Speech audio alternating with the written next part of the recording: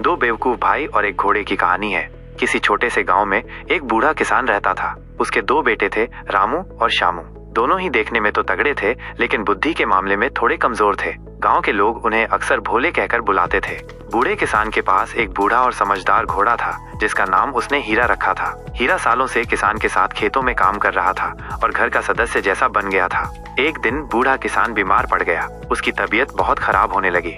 उसने अपने दोनों बेटों को बुलाया और कहा, देखो बेटो, मेरी तबीयत ठीक नहीं लग रही। शायद अब मेरा समय करीब आ गया है। मेरे मरने के बाद तुम दोनों इस घोड़े हीरा का अच्छे से ध्यान रखना। ये बहुत वफादार है।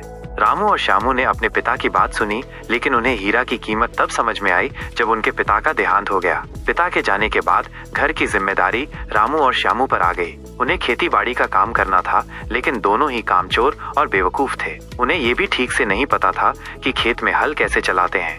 एक दिन रामू ने श्यामू से कहा, अरे श्यामू, पिताजी तो चले गए, अब खेत का काम कौन करेगा?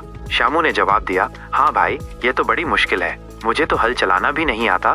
तभी रामू को एक तरकीब सूझी। उसने कहा, क्यों न हम हीरा को ही खेत में अकेला छोड़ दें? वो तो समझदार है, खुद ही हल चला लेगा। श्यामू को ये विचार बहुत अच्छा लगा। अगले दिन दोनों भाई हीरा को खेत में ले गए और उसे बिना किसी लगाम या निर्देश के वहीं छोड़ दिया। उन्होंने सोचा कि हीरा अपने आप पूरे खेत में हल चला देगा। बेचारा हीरा खेत में खड़ा रहा, इधर उधर देखता रहा। उसे समझ नहीं आ रहा था कि क्या करना है। वह बूढ़ा हो चुका था और बिना किसी के निर्देश के काम नहीं कर सकता था। शाम तक हीरा वहीं खड़ा रहा और खेत में 1 इंच भी हल नहीं चला। जब रामू और श्यामू वापस आए तो उन्होंने देखा कि खेत वैसा का वैसा ही पड़ा है। वे हीरा पर बहुत गुस्सा हुए और उसे बेवकूफ कहने लगे। अगले दिन श्यामू को एक और बुद्धिमान विचार आया। उसने रामू से कहा, भाई, मुझे लगता है कि हीरा को ठीक से दिखाई नहीं देता होगा। क्यों न हम उसकी आंखों पर पट्टी बांध दें, फिर वो सीधा सीधा हल चलाएगा।